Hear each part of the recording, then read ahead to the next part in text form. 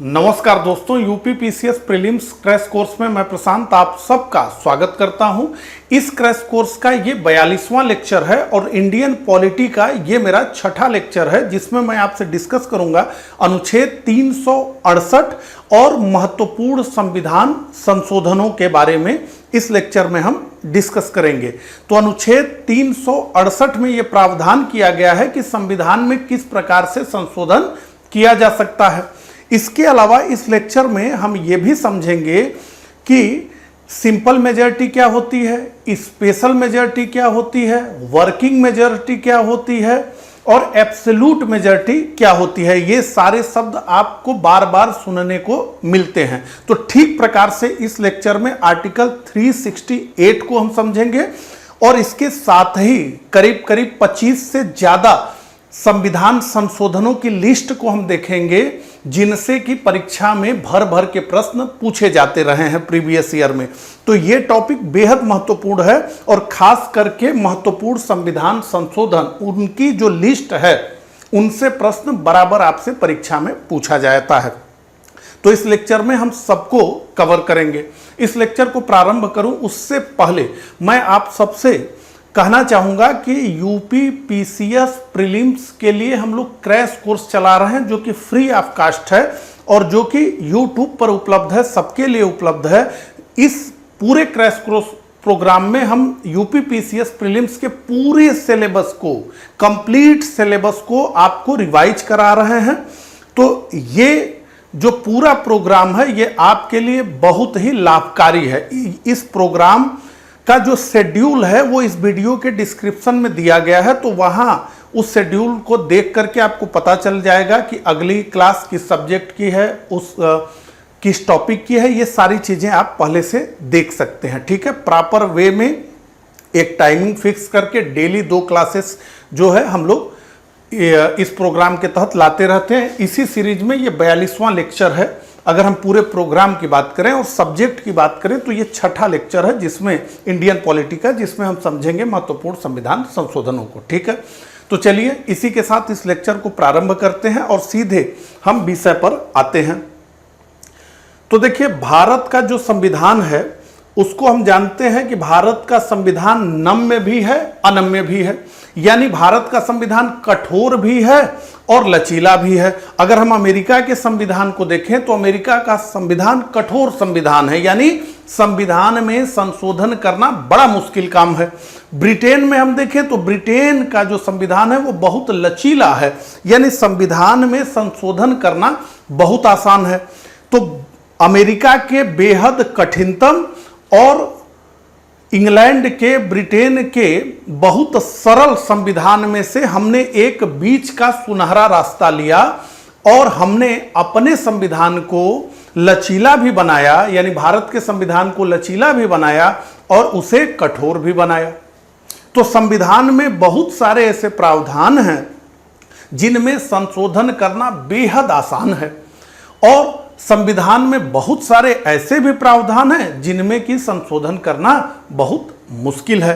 ठीक है, अब आगे बढ़े उससे पहले हम यहीं रुक करके ये समझना चाहेंगे कि संशोधन का मतलब क्या है। तो देखिए, अगर संविधान में आपको कुछ जोड़ना है, संविधान में कुछ घटाना है, संविधान में कोई नया अनुच्छेद जोड़ना है, संविधान में कोई नए अनुच्छेद, मतलब संविधान में मौजूदा अनुच्छेद में कुछ बदलाव करना है, इन सब के लिए संविधान में संशोधन करना होता है। तो संविधान में कुछ जोड़ने, कुछ घटाने के लिए जो हम बदलाव करते हैं उसके लिए हमें संविधान में संशोधन करना पड़ता है। इसी को हम कहते हैं कि संविधान में संशोधन किया गया। अब देखिए, एक कॉन्सेप्ट है सदैव युवा कानून का। जैसे हम जानते हैं कि हमारा संविधान 1950 में लागू हुआ। अब 1950 से चलते चलते बहुत वर्ष बीत चुके हैं। तो उस समय जब संविधान बनाया गया तो उस समय हमारी आवश्यकताएं अलग थी, आज हमारी आवश्यकताएं अलग हैं। उस समय हमारा राजनीतिक, सामाजिक, आर्थिक जो स्थिति थी वो अलग थी, अब अलग है। उस समय लोगों के सोचने का जो तरीका था वो अलग है, अब अलग है। बहुत सारे बदलाव हो गए। मैं ये कहना चाहता हूं कि पिछले जो है 70-75 वर्षों में बहुत बदलाव हो गया और इसीलिए दुनिया के सभी संविधानों में ये व्यवस्था दी जाती है कि उसमें संशोधन किया जा सके ताकि हमेशा युवा और जीवंत रहे संविधान। ऐसा न हो कि जैसे जो धार्मिक ग्रंथ हैं कह दिया गया कि ईश्वर की वाणी है, अब इसमें कोई बदलाव नहीं हो सकता। और ऐसे में हम क्या देखते हैं कि कई किताबें हैं जिनको हम पढ़ते हैं तो हमें इस समय वर्तमान में उसे पढ़ के लगता है कि ये क्या लिखा गया है, लेकिन कह दिया गया कि ये ईश्वर की वाणी है, ये अल्लाह की वाणी है, तो यही जो है कंप्लीट है, अब इसमें बदलाव नहीं किया जा सकता। तो धीरे धीरे क्या होगा कि धीरे धीरे वो सब चीज़ें जो तर्क संगत नहीं लग रही हैं उसको जो है समाज भूलने लगेगा और अगर वो कानून के तौर पे हैं तब तो बहुत ही मुश्किल है। तो इसीलिए हमेशा युवा रहे हमारा संविधान, हमेशा नया रहे, वो आधुनिक जरूरतों को, वर्तमान आवश्यकताओं को की पूर्ति कर सके, हमारी वर्तमान आवश्यकताओं से सामंजस्य बिठा सके संविधान।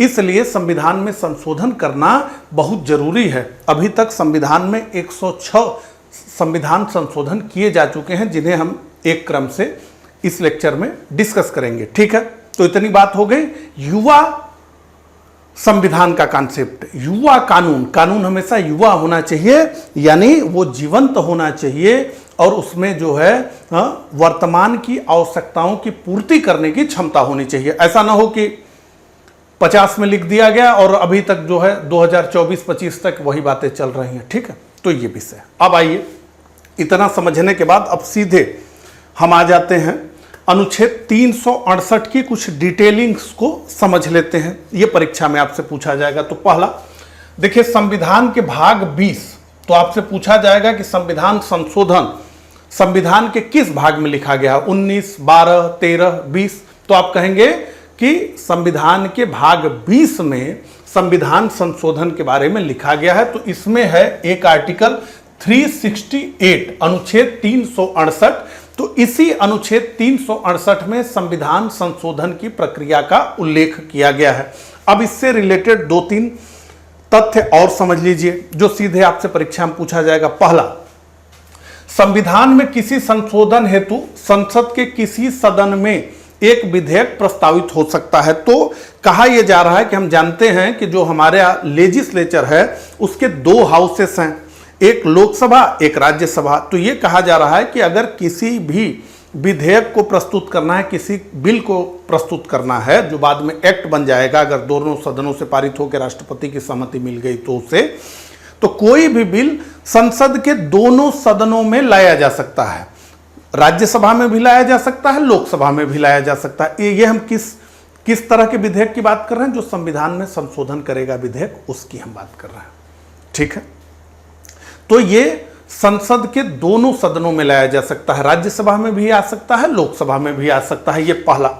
दूसरा, ये विधेयक किसी मंत्री या गैर सरकारी सदस्य, तो कोई भी विधेयक या तो मंत्री यानी जो सरकार चल रही है, अब जैसे मोदी जी की सरकार चल रही है तो मोदी जी की सरकार का कोई मंत्री भी विधेयक ला सकता है, और जो अन्य दल हैं उनके मेंबर ऑफ पार्लियामेंट भी ला सकते हैं। समाजवादी पार्टी के ला सकते हैं, कांग्रेस के ला सकते हैं, तृणमूल कांग्रेस के ला सकते हैं। ठीक है, तो गैर सरकारी सदस्य का मतलब जो मंत्री नहीं है। तो विधेयक किसी मंत्री या गैर सरकारी सदस्य द्वारा प्रस्तावित किया जा सकता है। ठीक है, मतलब आम जनता द्वारा कोई विधेयक नहीं प्रस्तावित किया जा सकता, मूलतः ये बात है। और इसके लिए राष्ट्रपति की स्वीकृति आवश्यक नहीं होती है। संविधान में ऐसे कई प्रावधान हैं जिनमें संशोधन करने के लिए राष्ट्रपति की पूर्व स्वीकृति चाहिए होती है। वो सब हम पढ़ेंगे तो एक एक करके लेंगे, लेकिन यहां पर समझ लीजिए कि संविधान संशोधन के लिए जो विधेयक आएगा उसमें राष्ट्रपति की पूर्व स्वीकृति आवश्यक नहीं है। ये 3 स्टेट्समेंट, इसमें 3 स्टेटमेंट दिए गए हैं और तीनों के तीनों जो कथन है ये आपको एकदम दिमाग में बिठा लेना है, क्योंकि ऐसे ही कथन देकर के प्रीवियस ईयर में क्वेश्चंस पूछे गए हैं। ये क्लियर हो गया। अब तो ये विधेयक प्रस्तावित हो गया, इसकी बात हमने कर ली। अब पारित होने का विषय क्या है। तो विधेयक को दोनों सदनों यानी लोकसभा और राज्यसभा में पृथक पृथक विशेष बहुमत से पारित होना आवश्यक है। पृथक पृथक लिखा गया है स्पष्ट रूप से। देखिए, जब साधारण विधेयक होता है जो संविधान में संशोधन नहीं करता, उसकी बात हम अभी तुरंत करेंगे। हालांकि उसका उल्लेख संविधान के अनुच्छेद 368 में नहीं किया गया है, लेकिन साधारण विधेयक में ज्वाइंट सिटिंग का प्रावधान किया गया है कि भाई अगर गतिरोध है लोकसभा और राज्यसभा में तो हम ज्वाइंट सिटिंग बुला लेंगे, यानी दोनों सदनों की इकट्ठे बैठक करा लेंगे और उसमें वोटिंग करा लेंगे। लेकिन संविधान संशोधन विधेयक में ज्वाइंट सिटिंग का प्रावधान नहीं है, यही बताया जा रहा है यहां पे, तो इसको भी नोट करिए, ठीक है। इसके अलावा कहा गया है कि अगर संशोधन संघात्मक ढांचे से जुड़ा है, भारत के फेडरल स्ट्रक्चर से जुड़ा है, यानी भारत के यूनिटरी स्ट्रक्चर से जुड़ा हुआ है, तो उसके लिए आधे से अधिक राज्यों की सहमति भी आवश्यक होगी, केवल संसद नहीं कर पाएगी, यह लिखा गया है, ठीक है। विधानमंडलों का अनुसमर्थन आवश्यक होगा, इसको भी हम समझेंगे, ठीक है। अब अगर मान लीजिए दोनों सदनों से विधेयक अलग अलग पृथक पृथक पारित होकर राष्ट्रपति महोदय के पास जाएगा, तो राष्ट्रपति महोदय इस पे अपना कोई वीटो प्रयोग नहीं कर पाएंगे। तो साधारण विधेयकों के संबंध में राष्ट्रपति को भारत के वीटो मिली है, वीटो की शक्ति, वो वीटो यहां काम नहीं करेगी, सीधा और सीधा उनको जो है अपनी मंजूरी देनी होगी। और यह प्रावधान किया गया है 24वें संविधान संशोधन अधिनियम 1971 द्वारा, इंदिरा गांधी की सरकार द्वारा, ठीक है। तो संविधान में संशोधन हो जाएगा, इतनी बात स्पष्ट है। अब जो है हम जो है बात करते हैं कि भारत के संविधान में कितने प्रकार से संशोधन किया जाता है। तो देखिए, भारत के संविधान में 3 तरह से संशोधन किया जाता है, लेकिन अनुच्छेद 368 में केवल 2 प्रकार के संशोधनों का उल्लेख किया गया है, एक जो स्पेशल मेजॉरिटी से होगा और एक जो स्पेशल मेजॉरिटी से भी होगा और आधे से अधिक राज्यों के विधानमंडलों की सहमति भी उसे आवश्यक होगी। जैसे जीएसटी अभी पास हुआ था तो उसके लिए आधे से अधिक राज्यों के विधानमंडलों की सहमति भी आवश्यक होती है।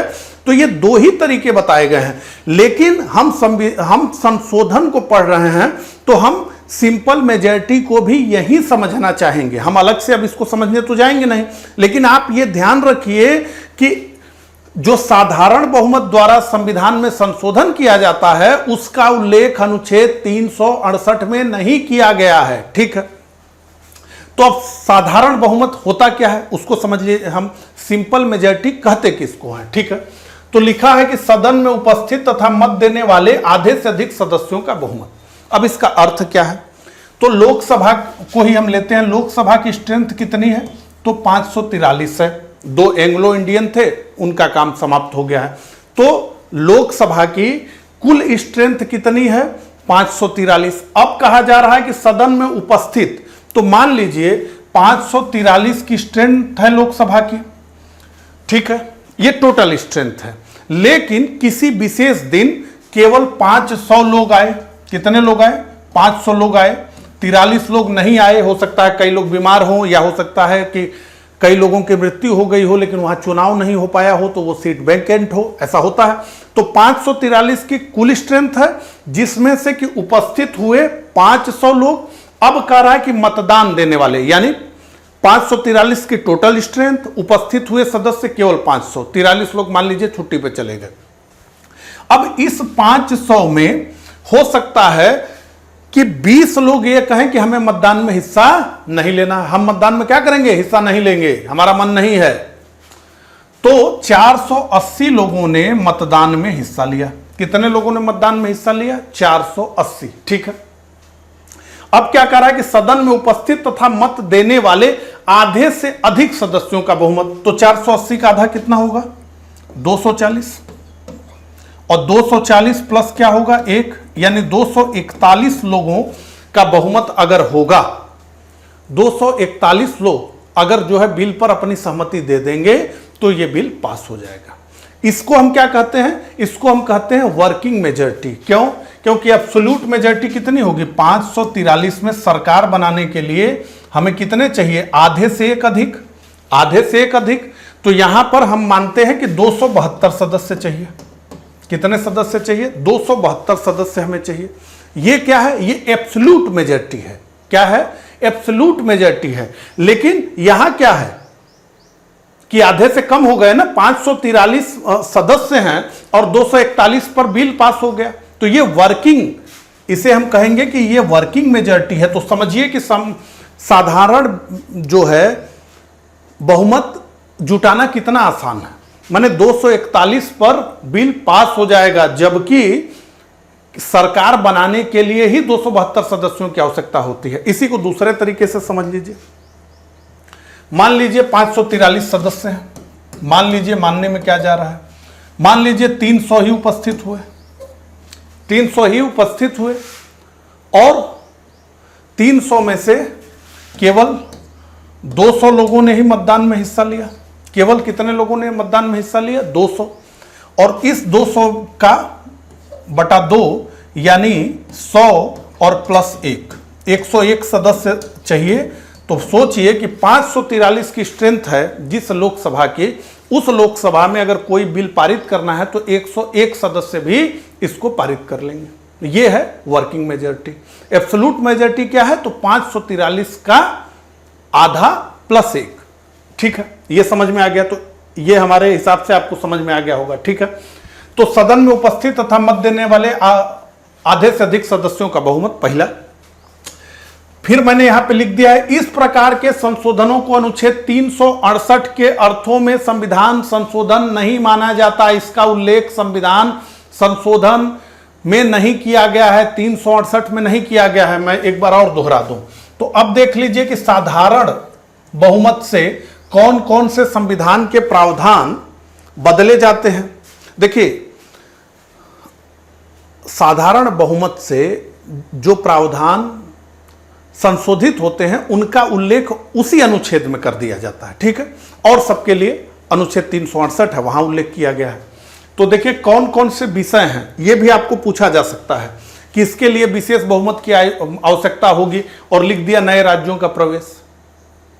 चाहे 4 ऑप्शन दे दिया, इनमें से कौन साधारण बहुमत से संशोधित होगा, तो इसके लिए यह ध्यान में रखिए। तो अनुच्छेद 2 नए राज्यों का प्रवेश, भारत में नए राज्यों का प्रवेश एकदम आसानी से। अनुच्छेद 3 राज्यों के नाम, क्षेत्रफल, सीमा आदि में परिवर्तन, साधारण बहुमत। नागरिकता से संबंधित प्रावधान, अनुच्छेद 11। अनुच्छेद 75 मंत्रियों से संबंधित प्रावधान। इसके बाद याद करना हो तो वेतन भत्ता ज्यादा, 97 सभापति, उपसभापति, अध्यक्ष, उपाध्यक्ष के वेतन भत्ते, संसद सदस्यों के वेतन भत्ते, न्यायाधीशों के वेतन भत्ते। अनुच्छेद 148 भारत के नियंत्रक और महालेखा परीक्षक। अनुच्छेद 169 राज्यों में विधान परिषदों का सृजन और समापन। पहली अनुसूची राज्यों के नाम, उनके न्यायिक क्षेत्र। दूसरी अनुसूची राष्ट्रपति, राज्यपाल आदि के वेतन और भत्ते। 5वीं अनुसूची अनुसूचित जनजाति क्षेत्रों का प्रशासन, और 8वीं अनुसूची संविधान द्वारा मान्यता प्राप्त भाषाएं। ये सब साधारण बहुमत द्वारा संशोधित होते हैं। ठीक है, स्क्रीनशॉट ले लीजिए, हम आगे बढ़ते हैं। तो साधारण बहुमत को आपने समझ लिया है अच्छे प्रकार से, जैसा कि मुझे उम्मीद है। अब विशेष बहुमत पर आइए। तो देखिए यहां क्या कहा जा रहा है। अब ये इसका उल्लेख आर्टिकल 368 में किया गया है।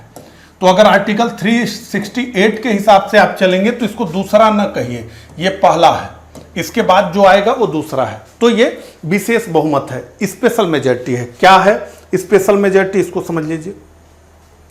सदन की कुल सदस्य संख्या का बहुमत, सदन की कुल सदस्य संख्या का बहुमत।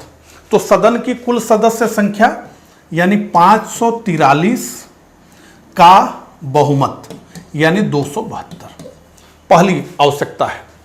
सदन की कुल सदस्य संख्या का बहुमत यानी 272 से नीचे तो हो ही नहीं सकता, यह तो लक्ष्मण रेखा हो गई। अब क्या कह रहा है, उपस्थित और मतदान करने वाले सदस्यों का 2/3 बहुमत, तो अब वही मानते हैं। यह तो पहला आपको समझ में आ गया, सदन की कुल सदस्य संख्या का बहुमत यानी जितने पे सरकार बनती है उतना तो हो चाहिए ही। अब 543 सदस्य हैं, फिर से मान लें कि 43 चले गए छुट्टी मनाने, 500 सदस्य उपस्थित हैं।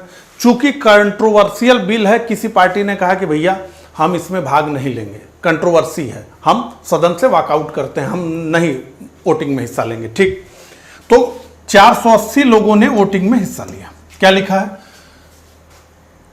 तथा उपस्थित और मतदान करने वाले। तो उपस्थित तो हो गए 500, लेकिन मतदान किया केवल 480 ने, वाले सदस्यों का 2/3 बहुमत। तो 480 का 1/3 होगा 160, और 160 को डबल करेंगे तो 320, तो 320 सदस्य आपको चाहिए। तब जाकर के दो फुलफिल होनी चाहिए शर्त। पहला 543 का बहुमत यानी 272 होना ही चाहिए। इसके अलावा उपस्थित और मतदान करने वालों का 2/3 बहुमत यानी 320। उपस्थित और मतदान, 543 का 2/3 नहीं, 543 का केवल बहुमत, ठीक है। और यह बहुमत क्या है? एब्सोल्यूट जो है मेजॉरिटी है। तो 543 का 272 और फिर उपस्थित और मतदान करने वाले सदस्यों का 2/3। तो कुल स्ट्रेंथ 543, उपस्थित हुए 500, वोटिंग में हिस्सा लिया 480 ने, तो 480 का 2/3 बहुमत यहां चाहिए, तो 320 हो गया।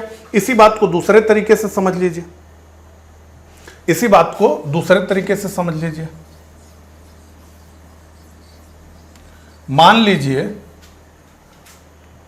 मान लीजिए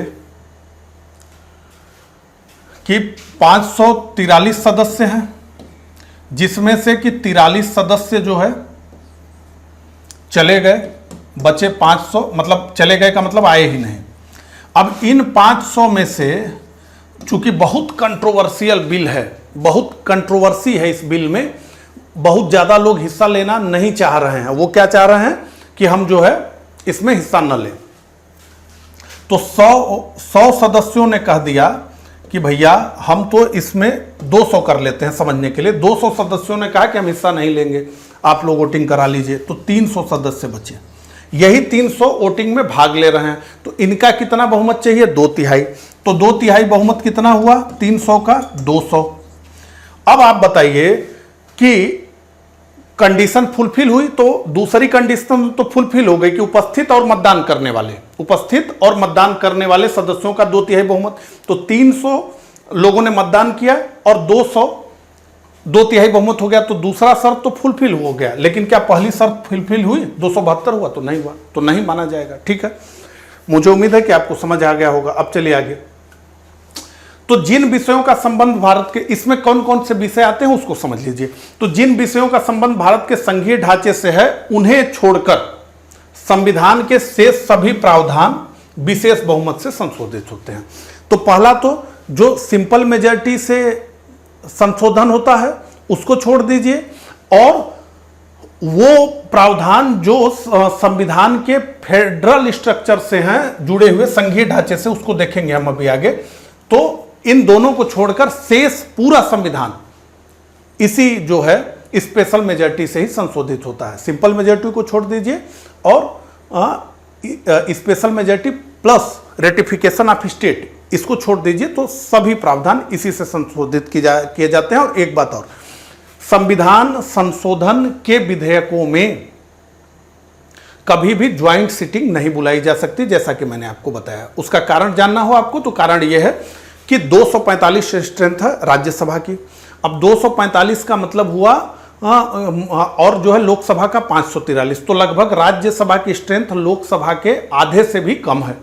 और दोनों की स्ट्रेंथ अगर ज्वाइंट सिटिंग बुलाते हैं तो 543 और 245 को अगर हम जोड़ेंगे तो 788 आएगा, और 788 में का आधा 394 होगा, प्लस 1 कर देंगे तो 395 पर हमें क्या हो जाएगा? 395 पर हमारा जो है बहुमत आ जाएगा। मैं उस सेंस में कह रहा हूं कि सभी उपस्थित हुए, सभी ने वोट दिया उस स्थिति में। और आप समझ लीजिए कि राजीव गांधी की सरकार 1984 में जो बनी थी वो 414 सीट जीत करके आई थी। तो इसका मतलब यह है कि केवल लोकसभा के ही सदस्य मिल करके, हमने क्या बताया 395 चाहिए, तो लोकसभा के ही सदस्य मिल करके बिल को पास करा लेंगे, राज्यसभा के सदस्य देखते रह जाएंगे। और जैसा कि हम जानते हैं कि जो वोटिंग का पैटर्न है उसमें क्या होता है कि तुरंत के मुद्दों से प्रभावित होकर लोकसभा के चुनाव हो जाते हैं। तो मोदी लहर चल रही है तो मोदी जी बम्पर सीट जीत करके आ गए। लेकिन राज्यसभा में एक अस्थाई है सदन, ठीक है, तो राज्यसभा और लोकसभा में राज्यसभा की गणित बदलती है, 6 साल लग जाता है उसको बदलने में। लेकिन लोकसभा तो एक चुनाव के बाद ही, जिसे राजीव गांधी पूरा जो है सिंपैथी वोट मिला, 414 सीट जीत गए। इतना न नेहरू जीते, न इंदिरा गांधी जीते, न मोदी जीते। तो ऐसे में जो है लोकसभा हावी न हो जाए राज्यसभा पे, इसीलिए जो संविधान संशोधन के अधिनियम होते हैं उनमें कहा जाता है कि भैया अलग अलग ज्वाइंट सिटिंग नहीं बुलाएंगे, ज्वाइंट सिटिंग जैसे ही बुलाएंगे लोकसभा हावी हो जाएगी। और यह भी देखा जा चुका है कि राजीव गांधी के पास उतने मेंबर ऑफ पार्लियामेंट थे लोकसभा के जितने की ज्वाइंट सिटिंग में अकेले जो है कांग्रेस बिल पास करा लेती, राज्यसभा का कोई मतलब नहीं रह जाता। ठीक है, तो इस वजह से कि भाई प्रभावित न कर दे राज्यसभा को लोकसभा, क्योंकि लोकसभा देश में जनता का प्रतिनिधित्व करती है, लेकिन सेंटर में मतलब केंद्र में लोकसभा जनता का प्रतिनिधित्व करती है, लेकिन केंद्र में राज्यसभा राज्यों का प्रतिनिधित्व करती है। ठीक है, तो यह सहभागिता बनी रहे।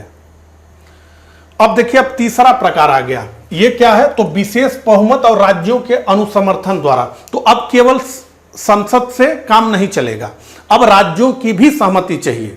तो हमने क्या कहा कि भारत का संविधान नम्य और अनम्य का अनोखा मिश्रण है, यानी वो लचीला भी है और कठोर भी है। तो लचीला क्या हमने देखा, साधारण विधेयक।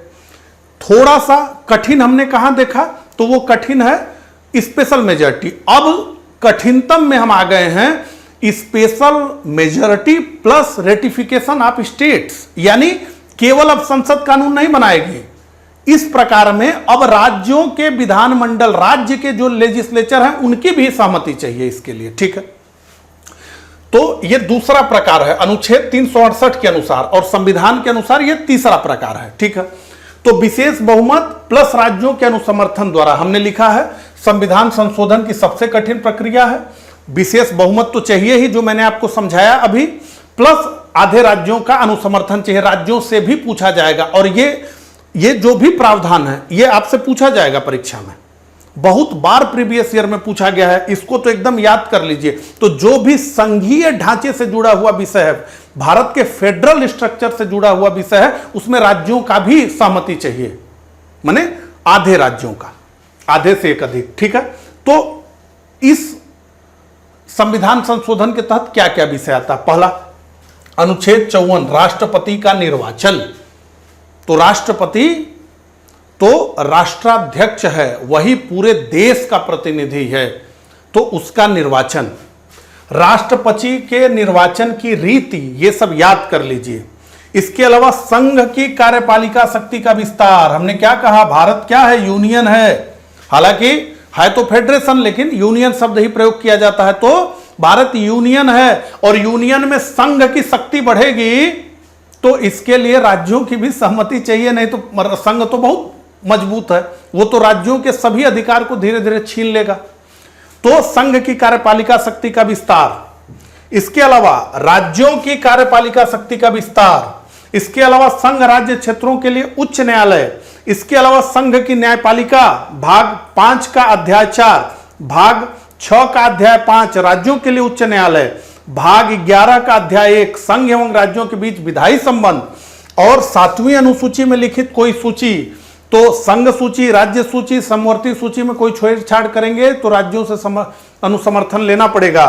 संसद में राज्यों का प्रतिनिधित्व, इसके लिए भी, और स्वयं अगर आपको आर्टिकल 368 में ही बदलाव करना है जिसमें ये सारी बातें लिखी है, तो भी आपको विशेष बहुमत और राज्यों के अनुसमर्थन की आवश्यकता होगी। अब यहीं पे मैं एक प्रश्न पूछता हूं, आर्टिकल 368 में कुल कितनी बार संशोधन किया गया है, उसकी संख्या बताइए, और कब कब संशोधन किया गया है ये कमेंट करके बताइए। इसका उत्तर मैं इस क्लास में नहीं दूंगा, ये एक प्रकार से होमवर्क है, जिसको उत्तर पता है वो कमेंट बॉक्स में लिखेगा और अन्य लोग उस कमेंट को पढ़ करके जो है उस विषय को समझ लेंगे। ठीक है, इतनी बात हमने कर ली। अब देखिए, संविधान में संशोधन करने की शक्ति संसद के पास है, लेकिन इस पे जो है कुछ सीमाएं हैं। ठीक है, उसको जल्दी में हम समझ लेते हैं। तो यह कहा गया है कि संविधान में संशोधन की शक्ति किसके पास है, तो संसद के पास है। तो संसद संविधान में संशोधन कर सकती है। ठीक है, लेकिन इसी बीच केशवानंद भारती का एक मामला आया, उसमें एक सिद्धांत डेवलप हुआ जिसे हम जानते हैं मूल ढांचा सिद्धांत, बेसिक स्ट्रक्चर डॉक्ट्रिन निकली। तो सुप्रीम कोर्ट ने कहा कि देखिए संसद के पास शक्ति है, वो संविधान में कुछ भी बदल सकती है, लेकिन इतना ध्यान रखना चाहिए संसद को कि वो संविधान के बेसिक स्ट्रक्चर में बदलाव नहीं कर सकती। तो इसी को हम कहते हैं मूल ढांचा सिद्धांत या बेसिक स्ट्रक्चर डॉक्ट्रिन, ठीक है। किंतु इससे संविधान का मूल ढांचा प्रभावित नहीं होना चाहिए। यह संविधान में कहीं लिखा नहीं गया है, यह सुप्रीम कोर्ट ने अपने निर्णय में बताया, ठीक है। संसद संविधान संशोधन की अपनी शक्ति को बढ़ा नहीं सकती। यह भी कहा गया कि संसद अपने संविधान संशोधन की शक्ति को बढ़ा नहीं सकती, क्योंकि संशोधन की सीमित शक्ति भी एक मूल ढांचा है। अब ये जो विषय है ये काफी जो है समय लेकर के समझने वाला है, और हम लोग जो है मूल अधिकार को जब पढ़ेंगे तो ये डिबेट को जो है हम समझेंगे। लेकिन अभी के लिए ये है कि एक तो मूल ढांचा सिद्धांत निकला, और ये भी कहा गया कि संसद संविधान में संशोधन करके अपनी शक्ति नहीं बढ़ा सकती, क्योंकि संशोधन की सीमित शक्ति भी एक मूल ढांचा है। अच्छा, यह भी कहा गया कि मूल ढांचे का जो सिद्धांत है वो भूतलक्षी प्रभाव से नहीं होगा, यानी जो है वो भूतलक्षी प्रभाव से नहीं होगा। इसका क्या मतलब है कि मतलब हम लोग 2024 में कानून बना रहे हैं और इसको लागू कर रहे हैं 2010 से, इसको हम कहते हैं भूतलक्षी प्रभाव से कानून को लागू करना। बल्कि ये क्या होगा, भविष्यलक्षी प्रभाव से होगा, यानी कि हम अभी कानून बना रहे हैं, कानून बनने के बाद जब लागू हुआ तो उसके बाद से उसका प्रारंभ माना जाएगा, ठीक है। इसके अलावा एक जजमेंट है जनवरी 2007 में 9 सदस्यीय सुप्रीम कोर्ट की एक संवैधानिक पीठ ने अपने निर्णय में यह कहा कि सभी कानून, चाहे वो अनुसूची 9 में लिखित, वो पहले संविधान संशोधन से अनुसूची 9 जोड़ी गई थी नेहरू जी की सरकार द्वारा, और उसमें यह कहा गया था कि अनुसूची 9 में जो कानून डाल दिए गए हैं उनकी न्यायिक समीक्षा सुप्रीम कोर्ट नहीं कर सकता, ठीक है। तो यह कहा गया कि नहीं, वो भी खुले रहेंगे, सब जो है मूल ढांचे सिद्धांत के विरुद्ध जो भी होगा उसकी न्यायिक समीक्षा कोर्ट कर सकता है, ठीक है। यह वर्तमान स्थिति है। अब इतनी बात हमने कर ली, तो हम ये समझना चाहते हैं कि संविधान का मूल ढांचा है क्या। तो देखिए, संविधान में तो कहीं लिखा ही नहीं है कि संविधान का मूल ढांचा क्या है। पहली चीज ये जो है सुप्रीम कोर्ट ने संविधान के निर्वचन करने के बाद ये अपना जजमेंट दिया है कि नहीं, संविधान का मूल ढांचा है। और एक ही बार में संविधान का मूल ढांचा सुप्रीम कोर्ट ने नहीं बता दिया, लेकिन धीरे धीरे अलग अलग निर्णयों में यह बात स्पष्ट हुई कि संविधान का मूल ढांचा क्या है। तो कुछ महत्वपूर्ण मूल ढांचा, कुछ महत्वपूर्ण बेसिक स्ट्रक्चर डॉक्ट्रिन को हमने लिखा है, तो उसको समझ लीजिए। इसको समझ लेंगे तो आपको समझ आ जाएगा कि आखिर मूल ढांचा मतलब हम किस विषय की बात कर रहे हैं, ठीक है। तो पहला कहा गया कि संविधान की सर्वोच्चता। तो भारत में न संसद सर्वोच्च होगी, न न्यायपालिका सर्वोच्च होगी, न कार्यपालिका सर्वोच्च होगी। कौन सर्वोच्च होगा? तो संविधान सर्वोच्च होगा। इसको कोई नहीं बदल सकता, इसको कानून बना करके आप नहीं बदल सकते कि नहीं संसद सर्वोच्च हो गई, ठीक है। सरकार का लोकतांत्रिक व गणतांत्रिक स्वरूप, तो लोकतंत्र रहेगा, लोग जनता से चुन करके आएंगे, और जिस प्रकार से जनता से प्रत्यक्ष या अप्रत्यक्ष रूप से भारत का राष्ट्रपति चुना जाता है, जो कि भारत का राष्ट्राध्यक्ष है, वो जो है उसी तरह से चुन के आएगा, यानी गणतंत्र भारत रहेगा। इसको आप नहीं बदल सकते। इसके अलावा संविधान भारत का धर्मनिरपेक्ष है। तो अब जैसे पाकिस्तान भी धर्मनिरपेक्ष रहा, बांग्लादेश भी आजाद हुआ तो धर्मनिरपेक्ष रहा, लेकिन ये सब बदल के क्या हो गए?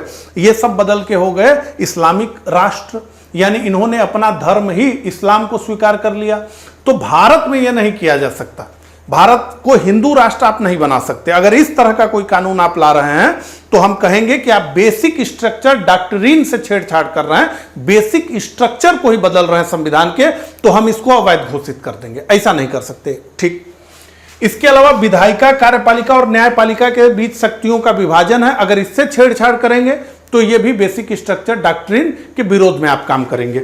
संविधान का संघीय स्वरूप, तो भारत संघीय है, इसे जो है आप संघ में ही रखेंगे जैसे वर्तमान व्यवस्था चल रही है। इसके अलावा भारत में विधि का शासन ही चलेगा, देश की संप्रभुता, इसके अलावा न्यायिक समीक्षा, जुडिशियल रिव्यू को भी इन्होंने लिख दिया कि यह भी बेसिक स्ट्रक्चर है। जुडिशियल रिव्यू को आप नहीं बदल सकते कि आपने लिख दिया कि भाई इस मामले पर, जैसे नेहरू जी ने क्या लिख दिया कि भाई 9वीं अनुसूची में जो विषय आएगा उस पर जुडिशियल रिव्यू नहीं होगा। तो यहां कहा गया कि इस तरह नहीं लिखेंगे आप। संसद की संविधान संशोधन की सीमित शक्ति, यानी संसद के पास संविधान संशोधन की सीमित शक्ति है। संसदीय शासन प्रणाली, तो आप कल को ये नहीं कहेंगे कि अमेरिका की तरह हम अध्यक्षीय शासन प्रणाली अपनाएंगे, आपको संसदीय शासन प्रणाली ही रखना है। उसके बाद कल्याणकारी राज्य की स्थापना, न्यायपालिका की स्वतंत्रता और मौलिक अधिकार तथा नीति निर्देशक तत्वों के मध्य संतुलन आदि, ऐसे बढ़ते बढ़ते बहुत हो गया है। ठीक है, तो यह संविधान का मूल ढांचा है। अब देखिए हम आ गए महत्वपूर्ण संविधान संशोधनों पर। ठीक है, इससे प्रश्न पूछा जाएगा, कोई प्रावधान दे देगा और पूछेगा ये किस संशोधन द्वारा किया गया, या कोई संशोधन लिख देगा और पूछेगा कि इस संशोधन के माध्यम से क्या किया गया। ठीक है, तो आइए महत्वपूर्ण संविधान संशोधन। तो पहले संविधान संशोधन की हम बात करते हैं। तो पहले संविधान संशोधन के द्वारा संविधान में 9वीं अनुसूची को जोड़ा गया और इसमें यह प्रावधान किया गया कि 9वीं अनुसूची में जो भी विषय शामिल किए जाएंगे उनकी न्यायिक समीक्षा नहीं होगी। अब इसके पीछे की कहानी समझ लीजिए। देखिए, भारत के स्वतंत्रता से पूर्व ही यह स्पष्ट था राष्ट्रवादियों में कि हमें भूमि सुधार करना है और जो बड़े बड़े जमींदार हैं इनकी जमींदारियां तोड़ना है, और जो बड़े बड़े भूखंडों के मालिक हैं इनके भूखंडों के आकार को सीमित करना है। यानी कि अगर किसी के पास 100 एकड़ जमीन है तो हम ये तय करेंगे कि भाई 100 एकड़ जमीन तुम नहीं रखोगे, 18 एकड़ से ज्यादा, 20 एकड़ से ज्यादा, 24 एकड़ से ज्यादा, 30 एकड़ से ज्यादा जमीन कोई व्यक्ति नहीं रखेगा। ठीक, ये प्रावधान किया जाएगा। लेकिन संविधान में क्या लिख दिया गया कि मौलिक अधिकार में, संविधान में यह लिख दिया गया कि संपत्ति का अधिकार मौलिक अधिकार है। ठीक है, संपत्ति का अधिकार क्या है? मौलिक अधिकार है। अब जब संपत्ति का अधिकार मौलिक अधिकार है तो आप किसी की जमीन उससे छीन कैसे सकते हैं? उसको अपने संपत्ति को कमाने का और उसको संरक्षित रखने का अधिकार है। तो ऐसे में बड़े बड़े जो जमींदार थे वो कोर्ट जाने लगे कि भाई हमारी संपत्ति है, बाप दादाओं से चली आ रही है, अब इसको ये छीन रहे हैं। तो क्यों छीन रहे हैं? हमें तो संपत्ति का राइट्स हमारा संविधान देता है। और जब जमींदार गए कोर्ट्स में, दरभंगा नरेश पटना हाईकोर्ट का जजमेंट आया, उसी के बाद ये संशोधन हुआ, तो कोर्ट ने देखा कि भाई संविधान में क्या लिखा है, और संविधान में लिखा है संपत्ति का अधिकार, तो फिर संपत्ति का अधिकार लिखा है तो बिहार सरकार की हैसियत कैसे है कि किसी की जमीन को छीन ले? तो पटना हाईकोर्ट ने फैसला दे दिया दरभंगा नरेश के पक्ष में कि भाई ये तो गलत है। अब ये केवल पटना में ही नहीं हुआ, एमपी में भी हुआ, देश के अलग अलग कोनों में होने लगा। अच्छा, हाई कोर्ट, सुप्रीम कोर्ट निर्वचन क्या करेगी? जो संविधान में लिखा है। तो संविधान में तो संपत्ति का अधिकार एक जगह नहीं, दो जगह लिखा था। तो अब इससे नेहरू की सरकार परेशान हो गई कि अभी करें तो करें कैसे। तो संविधान का पहला संशोधन किया गया और उसमें जो है संविधान में 8वीं अनुसूची थी, एक 9वीं अनुसूची जोड़ दी गई और उसमें सभी राज्यों के भूमि सुधार से जुड़े कानून, जमींदारी को तोड़ने से जुड़े कानून, सीलिंग से जुड़े कानूनों को रखती चली गई। और उसमें लिख दिया गया कि भैया 9वीं अनुसूची में जो विषय लिखे गए हैं, जिन कानूनों का जिक्र है, उसके विरोध में आप जो है कोर्ट में नहीं जा सकते हैं। अब ये सीधे सीधे दादागिरी थी। और उस समय सरकार चूंकि इतनी मजबूत थी, पर्सनालिटी नेहरू जी की इतनी मजबूत थी और जजेस भी जानते थे कि ये होना चाहिए, तो सबने चुप्पी साध ली कि हाँ ठीक है, हम नहीं छुएंगे। तो अब जो है कोई जमींदार कोर्ट में जा ही नहीं सकता, क्योंकि सुप्रीम कोर्ट कहती कि भैया हमारे तो हाथ बंधे हुए हैं, हम 9वीं अनुसूची में कानून है ये, हम उसके बारे में तो सुन ही नहीं सकते। तो मामला इससे हुआ, रफा दफा किया गया। ठीक है, तो इस सूची में शामिल किसी विषय की न्यायिक समीक्षा नहीं की जा सकती, यह किया गया। और संविधान में अनुच्छेद 31A व 31B जोड़ा गया और उसी के माध्यम से 9वीं अनुसूची जोड़ी गई। ठीक है, चलिए, जितना हमें समझना चाहिए उतना हम समझ रहे हैं, क्योंकि डिटेल में भी हम जाएंगे। ठीक है, ये तो हम एक तरीके से परीक्षा के हिसाब से जो है देख रहे हैं, बाकी सब किसी न किसी टॉपिक्स में तो कवर होंगे ही। 7वां संशोधन 1956 में किया गया। ये राज्य पुनर्गठन आयोग ने जो सिफारिश की उसके आधार पर यह संविधान संशोधन किया गया। तो जब भारत स्वतंत्र हुआ या जब भारत का संविधान लागू हो गया या 1956 तक ये स्थिति थी कि भारत में 4 प्रकार के स्टेट्स थे। स्टेट ए में वो राज्य थे जो ब्रिटिश भारत से चले आ रहे थे, लगभग 11। इसके अलावा स्टेट बी, जिसमें बड़े प्रिंसली स्टेट थे, राजाओं के राज्य थे वो। सी में छोटे रजवाड़े थे और डी में केवल अंडमान निकोबार था। तो इससे 4 राज्य थे। इस तरह से जैसे आप जानते हैं कि इतने राज्य, इतने केंद्र शासित प्रदेश वर्तमान में, ये व्यवस्था नहीं थी 1956 तक। तो 4 प्रकार के राज्य होते थे, ठीक है, उनको भी हम आगे पढ़ेंगे। तो ए बी सी डी जो प्रकार के राज्य थे उनकी व्यवस्था को समाप्त कर दिया गया और 14 राज्य और 6 केंद्र शासित प्रदेश बना दिए गए और वही व्यवस्था अभी तक चली आ रही है। लगातार जो है राज्य बढ़ रहे हैं, राज्यों की संख्या बढ़ रही है और केंद्र शासित प्रदेश की। अब लेकिन जो कैटेगरी वाले राज्य थे, A category, B category, C category, D category का राज्य, डी में केवल अंडमान निकोबार था, ठीक है, तो उसको समाप्त कर दिया गया।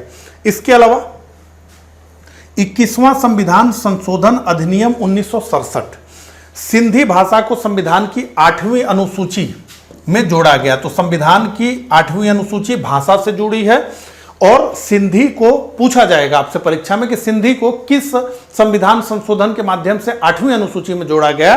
तो आप कहेंगे कि 21वां संविधान संशोधन अधिनियम 1967 8वीं अनुसूची, और ये 15वीं भाषा थी। सिंधी कौन सी भाषा थी? 15वीं भाषा थी। और अनुसूचियों को पढ़ते हुए हमने देखा है, पूरा उसमें लिखा है कि कब कौन सी भाषा ऐड की गई। तो ये सिंधी 15वीं भाषा थी। वर्तमान में 8वीं अनुसूची में 22 भाषाएं हैं, ठीक है, उनका भी हम आगे देखेंगे। तो ये समझ में आ गया। इसके बाद 24वां संविधान संशोधन अधिनियम 1971, 24वें संविधान संशोधन अधिनियम 1971 को समझने के लिए हमें कुछ और चीजों को भी समझना होगा। हालांकि हम उन चीजों को विस्तार से मौलिक अधिकारों में पढ़ेंगे, लेकिन फिर भी केवल 5 मिनट का समय लेकर के इसको भी हम समझ लेते हैं। तो जैसा कि हम जानते हैं कि अनुच्छेद 12 से लेकर 35 तक मौलिक अधिकारों से जुड़े हुए अनुच्छेदों का उल्लेख किया गया है। उसी में से अनुच्छेद 13 में यह बताया गया है, अनुच्छेद 13(1) में यह बताया गया है कि संविधान लागू होने के ठीक पहले भारतीय राज्य क्षेत्र में जो भी कानून चल रहे थे, जो भी विधियां चल रही थी, वो भाग 3 के उपबंधों से, यानी मौलिक अधिकारों जो प्रदान किया गया है उसको छीनते या न्यून करने वाली होंगी, तो वो जो है असंगत हैं, तो वो शून्य हो जाएंगे। इसके बाद 13(2) में स्पष्ट रूप से यह कहा गया है कि राज्य ऐसी कोई विधि नहीं बनाएगा जो भाग 3 द्वारा प्रदत्त अधिकारों को छीनती हैं, यानी मौलिक अधिकारों को छीनती हैं, ऐसा विधि राज्य नहीं बनाएगा। अब तीसरे में यह कहा गया है अनुच्छेद 13(3) में कि विधि, अब यहां पे अनुच्छेद 13(1) में भी विधि शब्द प्रयोग हुआ है, अनुच्छेद 13(2) में भी विधि शब्द प्रयोग हुआ है, इंग्लिश में ला शब्द प्रयोग हुआ है।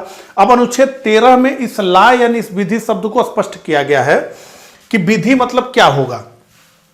तो कहा गया कि अध्यादेश हो सकता है, ऑर्डिनेंस, आदेश हो सकता है, आर्डर, नियम हो सकता है, रूल, विनियम हो सकता है, रेगुलेशन, उपनियम हो सकता है, बाइला हो सकता है, अधिसूचना, नोटिफिकेशन हो सकता है, प्रथा हो सकती है, कस्टम हो सकती है, रूढ़ी हो सकती है, यानी यूजेस हो सकते हैं। लेकिन अब प्रश्न यह आया कि क्या इस विधि शब्द में अनुच्छेद 368 के तहत किया गया संविधान संशोधन भी होगा या नहीं होगा? अब यही मामला चला और इसी में सारे बड़े बड़े केसेस हैं, हम 60 में समझ लेते हैं। तो यही प्रश्न आया कि विधि किसे माना जाए। तो क्या अनुच्छेद 368 के तहत किया गया संविधान संशोधन अनुच्छेद 13 में जो विधि शब्द लिखा है उसके अर्थ में विधि है? यह प्रश्न पहली बार आया शंकरी प्रसाद बनाम भारत संघ के मामले में 1951 में। और सर्वोच्च न्यायालय ने कहा, क्या कहा? सर्वोच्च न्यायालय ने कहा कि अनुच्छेद 368 के तहत संविधान संशोधन अनुच्छेद 13 में प्रयुक्त विधि शब्द की परिभाषा में शामिल नहीं है। यानी आप अनुच्छेद 368 के तहत संविधान संशोधन करके भाग 3 द्वारा प्रदत्त अधिकारों को छीन सकते हैं, यही है, ठीक है। लेकिन गोलकनाथ मामले में उलट गया सुप्रीम कोर्ट। क्या कहा कि अपना निर्णय पलट दिया और कहा कि अनुच्छेद 368 के तहत किया गया संविधान संशोधन अनुच्छेद 13 के अर्थों में विधि ही है। और जब विधि है तो यही तो कह रहा है कि भाई ऐसी कोई विधि नहीं बना सकते जो मौलिक अधिकारों को छीनती या न्यून करती हो। तो मैंने ये लिखा है, इसका अर्थ यह है कि अब संविधान संशोधन द्वारा भी मूल अधिकारों में कमी नहीं की जा सकती। अब इसी के बाद इंदिरा गांधी सरकार को बुरा लगा और उन्होंने 1971 के 24वें संविधान संशोधन द्वारा अनुच्छेद 13(4) को भारतीय संविधान में जोड़ दिया। अनुच्छेद 13(4) को भारतीय संविधान में जोड़ दिया और कहा क्या उसमें क्या प्रावधान हुआ कि अनुच्छेद 13 की कोई बात अनुच्छेद 368 के तहत किए गए संविधान संशोधन पर लागू नहीं होती। यानी स्पष्ट कर दिया गया, 13 में ही लिख दिया गया, अनुच्छेद 13 की कोई बात अनुच्छेद 368 के तहत किए गए संविधान संशोधन पर लागू नहीं होती। अब यही मामला आगे बढ़ता गया। आप यहां पर देखें, यहां पे 13(4) में देखें, 24वें संविधान संशोधन अधिनियम 1971 के द्वारा इसे संविधान में जोड़ा गया और इसके अनुसार अनुच्छेद 13 की कोई बात अनुच्छेद 368 के तहत किए गए संविधान संशोधन पर लागू नहीं होती। मौलिक अधिकार पढ़ेंगे, विस्तार से चर्चा करेंगे, अभी के लिए बस इतना रखिए, ठीक है। तो यहां पर मैंने लिखा है कि ये गोलकनाथ मामले में उत्पन्न स्थिति के संदर्भ में पारित हुआ। इसके अनुसार संविधान के किसी भी भाग को संशोधित करने की शक्ति संसद के पास है। फिर 26वां संविधान संशोधन अधिनियम 1971 आया। क्या प्रावधान हुआ? तो देशी रियासतों के शासकों की विशेष उपाधियों और उनके प्रिवी पर्स को समाप्त कर दिया गया। देखिए, भारतीय संघ में जब पटेल जी ने, जब भारत स्वतंत्र हुआ तो 2/3 हिस्से पर ब्रिटिश राज चल रहा था, ठीक है, जहां प्रत्यक्ष ब्रिटिशों का नियंत्रण था और लगभग 1/3 या उससे थोड़ा अधिक भाग पर 565 देशी रियासतें चल रही थी। वहां पर राजाओं का शासन चलता था और उन राजाओं के एक्सटर्नल अफेयर्स, उनकी जो है उनका डिफेंस और उनका कम्युनिकेशन ब्रिटिश राज के पास था। बाकी आंतरिक मामलों में वो स्वतंत्र थे ब्रिटिश राज के अनुसार। हालांकि वो स्वतंत्र नहीं थे, लेकिन ठीक है, वो स्वतंत्र थे मूल रूप से। ये 3 विषय उन्होंने दे दिया था, बाकी वो राजा राज करते थे। ऐसे 565 रियासतें थे, कुछ इतनी छोटी कि 20 गांव से मिलकर रियासत बन गई और कुछ इतनी बड़ी कि ब्रिटेन की दुगना बड़ी। हैदराबाद हो गया, जम्मू कश्मीर हो गया, बड़ी बड़ी रियासतें। तो ये जब भारत का विभाजन हुआ तो उन रियासतों को कहा गया या आप भारत में मिल जाइए या पाकिस्तान में मिल जाइए या स्वतंत्र रह जाइए। तब पटेल जी की सरकार ने प्रयास किया कि इनको मिलाया जाए। तो प्रारंभ में राजाओं से यह बात हुई कि 3 विषय जो आपने ब्रिटिश राज को दिया था वो हमको दे दीजिए, यानी डिफेंस दे दीजिए, अपना एक्सटर्नल अफेयर्स दे दीजिए, विदेश नीति दे दीजिए और कम्युनिकेशन यानी संचार दे दीजिए, अब बाकी करिए। लेकिन बाद में जब राजाओं ने ये किया तो फिर जो है पटेल जी ने पूर्णतया विलय करा लिया उनका। प्रारंभ में तो इंस्ट्रूमेंट ऑफ एक्सेशन पर जब सिग्नेचर किया गया तो उसमें यही प्रावधान था कि 3 सब्जेक्ट राजा देंगे, बाकी वो उसी तरह से अपने अधिकारिता को एंजॉय करेंगे जैसे ब्रिटिश राज में करते थे, 1947 से पहले करते थे। लेकिन फिर जो है उनका संपूर्ण विलय कर लिया गया। तो जब संपूर्ण विलय कर लिया गया तो ये कहा गया कि भाई राजाओं से उनके राज्य को छीना जा रहा है तो उसके बदले में उन्हें जो है कुछ अधिकारिता दी जाए। तो एक अधिकारिता ये दी गई कि भाई आपको प्रीवी पर्स मिलेगा, यानी कुछ थैली मिलेगी, कुछ जो है आपके भरण पोषण के लिए पैसा मिलेगा, ठीक है। तो ये प्रावधान किया गया अनुच्छेद 291 में, ये प्रावधान किया गया और ये सब बात संविधान में लिखी गई। अनुच्छेद 291 में लिखा गया कि आपको प्रीवी पर्स दिया जाएगा, यानी हर वर्ष आपको एक निश्चित रकम दी जाएगी भारत सरकार के द्वारा। और इसके अलावा यह कहा गया कि आपको विशेष उपाधियों यानी राजा महाराजा कहलाने का ये सब अधिकारिता आपको जो है मिलेगी। आपके जो कस्टम्स परंपरा हैं, विशेषाधिकार हैं, वो सब आपको मिलेगा, यानी मान मर्यादा आपका मेंटेन रहेगा, अपना राज्य दे दीजिए हमें। तो ये 2 वादे किए गए थे और ये वादे कोई किसी व्यक्ति ने नहीं किया था, किसी कानून में नहीं किया गया था, सीधे संविधान में किया गया था।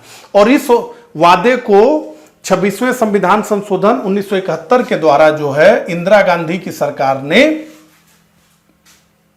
तोड़ दिया। मोरारजी देसाई बहुत इस पे जो है रंज हुए कि भाई आपने जो है वादा किया, आपने वादा किया यानी भारत सरकार ने वादा किया राजाओं से कि भाई हम आपको जो है सारी व्यवस्था देंगे, और ये वादा लगभग 48 के आसपास हुआ या 49 के आसपास हुआ और केवल 22 साल बाद आपने इस वादे को तोड़ दिया 1971 में। आप पॉपुलर, जबकि ब्रिटेन में राजशाही है, यूरोप में राजशाही है, जापान में राजशाही है और बहुत सारा जो है खर्च उनको दिया जाता। तो एक एंगल से हमें सोचे तो हमारे लिए तो अच्छा है, क्योंकि हमारे परिवार में तो कोई राजा महाराजा नहीं हुआ। लेकिन ये तो है कि किसी व्यक्ति का तो ये वादा नहीं न था, एक संप्रभु सरकार का वादा था और इंदिरा गांधी ने इसे तोड़ दिया। कहा कि नहीं भैया, अब हम पर्सेस वगैरह नहीं देंगे, आपको पैसा नहीं देंगे और उपाधि भी नहीं रखने देंगे। तो ये दोनों विलोप हुए ही, ये दोनों अनुच्छेद तो गए ही गए संविधान से। इसके अलावा अनुच्छेद 363 का जोड़ दिया गया और जिसमें यह लिख दिया गया कि यह सब अधिकार नहीं होगा आपको। तो उनके विशेषाधिकार भी छीन लिए गए, बहुत सारी सुविधाएं दी गई थी भारत सरकार के द्वारा राजाओं को, उनको भी छीन लिया गया, उनके टाइटल्स को भी छीन लिया गया, ठीक है। ये हो गया। अब 31वां संविधान संशोधन 1973, तो इसमें लोकसभा की कुल सीटों को 500 25 से बढ़ाकर 545 कर दिया गया, इतना महत्वपूर्ण नहीं है। 39वां संविधान संशोधन 1975, तो इसके द्वारा राष्ट्रपति, उपराष्ट्रपति और प्रधानमंत्री के निर्वाचन संबंधी विवादों को न्यायपालिका के न्यायिक परीक्षण से मुक्त कर दिया गया। यहां मैं आपको बताना चाहूंगा, एक समाजवादी लीडर थे राजनारायण, जिन्होंने इंदिरा गांधी को हराया। इमरजेंसी के बाद जब चुनाव हुआ तो इंदिरा गांधी को उन्होंने हराया। इमरजेंसी से पहले इंदिरा गांधी के विरुद्ध रायबरेली में वो चुनाव लड़े थे, वो चुनाव हार गए थे, लेकिन उन्होंने इलाहाबाद हाई कोर्ट में ये मुकदमा किया कि इंदिरा गांधी जो अपना लोकसभा का चुनाव जीती है रायबरेली में मेरे विरोध में, उस चुनाव में उन्होंने बड़े पैमाने पर धांधली की है, सरकारी मशीनरी का दुरुपयोग किया है, जमकर शराब बांटा है, जमकर पैसा बांटा है। और ये मामले में राजनारायण के इस मामले में इलाहाबाद हाई कोर्ट ने राजनारायण के पक्ष में फैसला कर दिया और इनके चुनाव को अवैध मान दिया। 6 साल चुनाव लड़ने पर इनके रोक लगा दिया और उसके बाद इंदिरा गांधी सुप्रीम कोर्ट से स्टे लेकर के आई और उसके बाद इमरजेंसी देश में लग गई। तो उसके बाद ये जो है संविधान में संशोधन किया गया। ठीक है, पीछे का कहानी भी आपको बता रहा हूं मैं। अब 42वां संविधान संशोधन, हम जानते हैं कि इसे जो है मिनी संविधान भी कहते हैं, क्योंकि इसमें बहुत सारे संशोधन किए गए, लेकिन जो मूल संशोधन है उसको हम देखेंगे। पहला, संविधान की प्रस्तावना में 3 शब्द जोड़े गए, पहला समाजवादी, दूसरा पंथ निरपेक्ष और एकता और अखंडता, ये शब्द जोड़ा गया। डीपीएसपी को मौलिक अधिकारों पर सर्वोच्चता दी गई कि भाई डीपीएसपी ऊपर है, मौलिक अधिकार उनके नीचे है। इसके अलावा संविधान में 10 मौलिक कर्तव्य जोड़े गए। वर्तमान में बताइए कितने मौलिक कर्तव्य हैं संविधान में। इसके अलावा संसद को सर्वोच्च घोषित किया गया।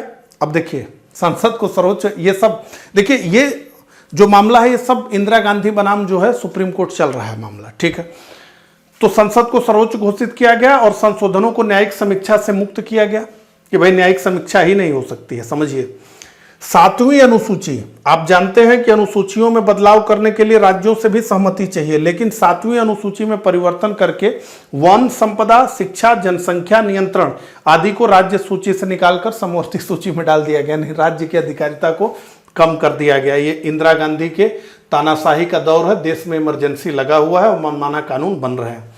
तो 43वां संविधान संशोधन 1977, अब देश में मोरारजी देसाई की सरकार आ चुकी है, जनता पार्टी की सरकार आ चुकी है, इंदिरा गांधी बुरी तरह से चुनाव हार चुकी हैं। ठीक है, तो 42वें संविधान संशोधन द्वारा जोड़े गए उन प्रावधानों को समाप्त कर दिया गया जो सुप्रीम कोर्ट और हाई कोर्ट की शक्तियों को कम करते थे, यानी न्यायिक समीक्षा को छीन लिया गया था ना, तो इतना ही किया गया। ठीक है, इसके बाद 44वें संविधान संशोधन आया 1978 में। तो राष्ट्रीय आपात की उद्घोषणा, यहां पर देखिए, देश में इमरजेंसी इंदिरा गांधी ने लगाया था ना, तो राष्ट्रीय आपात की उद्घोषणा यानी जो नेशनल इमरजेंसी लगती है, मूल संविधान में यह लिखा था कि आंतरिक अशांति, अगर आंतरिक अशांति की स्थिति है यानी इंटरनल डिस्टर्बेंस है, तो हम इमरजेंसी इंपोज कर सकते हैं, यानी सरकार इंपोज कर सकती है। लेकिन 44वें संविधान संशोधन 1978 द्वारा इसे बदल दिया गया। कहा गया कि नहीं, इंटरनल डिस्टरबेंस के आधार पर इमरजेंसी देश में नहीं लगेगी। कैसे लगेगी? तो आर्म रिवेलियन यानी सशस्त्र विद्रोह होगा तब लगेगी। ठीक है, और एक शर्त और कि केवल कैबिनेट की, इंदिरा गांधी के बारे में कहा जाता था कि उन्होंने राष्ट्रपति को फोन करके इमरजेंसी लगवा दिया, तो यह कहा गया केवल कैबिनेट की, प्रधानमंत्री की बात नहीं हो रही, पूरे कैबिनेट की, केवल कैबिनेट की लिखित सिफारिश पर ही राष्ट्रपति आपातकाल लगाएंगे। लिखित सिफारिश मिलेगी और पूरे कैबिनेट की मिलेगी तभी इमरजेंसी लगेगी, तो यह प्रावधान किया गया। इसके अलावा 42वें संविधान संशोधन से पहले की यथास्थिति को बहाल किया गया, यानी कई जो बदलाव हुए थे उसको रद्द किया गया। इसके अलावा ये प्रश्न बार बार परीक्षा में पूछता है, तो 19(1)(च) और अनुच्छेद 31 में संपत्ति का अधिकार दिया गया था, तो ये मूल अधिकार था। इसको मूल अधिकार से हटा करके भविष्य में कोई दिक्कत ना हो इसके लिए इसे 300(क) के तहत एक कानूनी अधिकार बना दिया गया। तो ये भी हुआ 44वें संविधान संशोधन 1978 द्वारा। ठीक है, ये ध्यान रखिए, आपसे परीक्षा में पूछा जाएगा कि मूल अधिकार को, संपत्ति के मूल अधिकार को किस संविधान संशोधन द्वारा हटा करके एक कानूनी अधिकार बना दिया गया, तो ये 44वां संविधान संशोधन है। इसके बाद 52वां संविधान संशोधन 1985, दल बदल निरोधक कानून, जो आया राम गया राम हो गया था कि अभी मोहन जो है ए पार्टी में है तो कल बी पार्टी में चला गया, बी से परसों ए में आ गया, उसके 3 दिन बाद फिर ए से निकल के सी में चला गया, फिर चौथे दिन सी से निकल करके बी में आ गया। तो ये आया राम गया राम वाली जो व्यवस्था थी वो दल बदल निरोधक कानून आया। इसके बाद 61वें संविधान संशोधन में जो मूल संविधान था वो हमें मतदान की आयु देता था 21 वर्ष, लेकिन अब इसको 18 वर्ष कर दिया गया। तो आपसे पूछा जाएगा किस संविधान संशोधन के द्वारा 21 वर्ष से घटाकर 18 वर्ष मतदान की आयु की गई, तो आप कहेंगे 61वां संविधान संशोधन 1988। उसके बाद 69वां संविधान संशोधन 1991। बार बार भर भर के प्रश्न पूछा गया इससे। तो संघ राज्य क्षेत्र दिल्ली को राष्ट्रीय राजधानी क्षेत्र बनाया गया तथा इसके लिए विधानसभा यानी दिल्ली के लिए विधानसभा और मंत्री परिषद का प्रावधान किया गया। 73वां संविधान संशोधन हम तो हमेशा पढ़ते हैं, याद हो गया है सबको। तो संविधान में 11वीं अनुसूची जोड़ी गई जिसमें पंचायती राज से जुड़े हुए प्रावधान हैं और इसमें कुल 29 विषय हैं। ये प्रश्न पूछा जाता है। तो 29 विषय हैं 11वीं अनुसूची में। और 74वां संविधान संशोधन 1992 ये जो है नगर पालिका से जुड़ा हुआ है और इसमें जो है ये 12वीं अनुसूची में है और इसमें कुल 18 विषयों का उल्लेख किया गया है। ठीक है, तो 73वां पंचायत और 74वां नगर पालिका। 86वां संविधान संशोधन 2002। तो 6 से 14 वर्ष के सभी बच्चों को निःशुल्क और अनिवार्य शिक्षा का प्रावधान कर दिया गया। 89th अमेंडमेंट एक्ट 2003 संविधान में अनुच्छेद 338 क जोड़ा गया जिसके तहत अनुसूचित जनजाति, तो 338 में एससी के लिए प्रावधान था। उससे पहले तो केवल ये प्रावधान था कि भैया जो है एससी एसटी के लिए एक अधिकारी होगा। अब 338 ए कर दिया गया, जोड़ दिया गया और अब एसटी के लिए भी दे दिया गया। ठीक है, आगे देखेंगे तो ओबीसी के लिए भी आएगा। संविधान में अनुच्छेद 338 क जोड़ा गया जिसके तहत अनुसूचित जनजाति एसटी के लिए एक राष्ट्रीय आयोग का प्रावधान किया गया। अनुच्छेद 338 में एससी के लिए राष्ट्रीय आयोग का प्रावधान है। इसके अलावा 91वां संविधान संशोधन 2003। तो केंद्रीय और राज्य मंत्रिपरिषद में यह कहा गया कि प्रधानमंत्री सहित और राज्यों में मुख्यमंत्री सहित 15% अगर विधानसभा की कुल संख्या के 15% से अधिक सदस्य मंत्री नहीं बनाए जा सकते। तो अब ऐसा नहीं आप करेंगे कि विधानसभा की स्ट्रेंथ जो है 200 की है तो आप जो है मंत्री बना दें 40 लोगों को, तो ऐसा आप नहीं कर सकते। 15% का कैप कर दिया गया, इससे ज्यादा नहीं बना सकते। ठीक है, तो ये किया गया। ये प्रश्न भी बहुत बार प्रीवियस ईयर में पूछा गया है। इसके अलावा 92वां संविधान संशोधन 2003 में किया गया। तो इसके माध्यम से बोडो 1 भाषा, मैथिली 2, डोगरी 3 और संथाली 4 को संविधान की 8वीं अनुसूची में जोड़ा गया और अब कुल भाषा हो गई 22। तो ये पूछा जाएगा बोडो, मैथिली, डोगरी, संथाली को किस संविधान संशोधन के माध्यम से संविधान में जोड़ा गया। इसके अलावा 99वां संविधान संशोधन 2014, इसमें क्या प्रावधान किया गया था, अभी जजेस की जो नियुक्ति होती है वो कोलेजियम करता है। तो मोदी सरकार एक जो है बिल लेकर के आई जिसको हम कहते हैं एनजेएसी, राष्ट्रीय न्यायिक नियुक्ति आयोग। ये कहा गया कि इसके माध्यम से जजेस की नियुक्ति की जाएगी सुप्रीम कोर्ट और हाई कोर्ट में, लेकिन सुप्रीम कोर्ट ने इसे अवैध घोषित कर दिया। कहा कि नहीं, ये हमारी अधिकारिता पर आप जो है चोट पहुंचा रहे हैं, ये जो है अवैध घोषित होता है, तो इसको रद्द कर दिया गया। 99वां संविधान संशोधन रद्द हो गया। अब इसके बाद 100वां संविधान संशोधन 2015। तो भारत एवं बांग्लादेश के बीच भूमि समझौता जो हुआ था उसके लिए यह संविधान संशोधन हुआ। 101वां संविधान संशोधन 2016। तो जीएसटी केवल ये आप याद कर लीजिए, ये जीएसटी से रिलेटेड है। 102वां संविधान संशोधन 2018। तो हमने देखा 338 में एससी, 338 ए में एसटी। अब जो है राष्ट्रीय पिछड़ा वर्ग आयोग को संवैधानिक दर्जा दे दिया गया 102वें संविधान संशोधन 2018 द्वारा। और 103वें संविधान संशोधन 2019 द्वारा सामान्य वर्ग के आर्थिक रूप से कमजोर लोगों को 10% आरक्षण दिया गया ईडब्ल्यूएस के तहत। यह हम जानते हैं, खूब चर्चित रहा। 104वां संविधान संशोधन 2019 में हुआ। तो इसमें लोकसभा और विधानसभा में देखिए जो आरक्षण की व्यवस्था लोकसभा और विधानसभा में की गई है वो 10 वर्ष के लिए ही की गई है, एससी के लिए, एसटी के लिए। तो उसको हर 10वें साल रिन्यू किया जाता है। ये जो है प्रारंभ से चल रहा है। ठीक है, तो लोकसभा और विधानसभा में अनुसूचित जातियों एवं जनजातियों के लिए आरक्षण की अवधि को 10 वर्ष बढ़ाया गया, लेकिन यानी 2030 तक कर दिया गया। लेकिन जो एंग्लो इंडियन का प्रावधान है, यानी ये प्रावधान था कि अगर जो है भारत के राष्ट्रपति को ये प्रतीत होता है कि लोकसभा में एंग्लो इंडियन का पर्याप्त प्रतिनिधित्व नहीं है, तो भारत के राष्ट्रपति 2 एंग्लो इंडियन को चुन सकते हैं। ये भी प्रावधान 10 वर्ष के लिए था।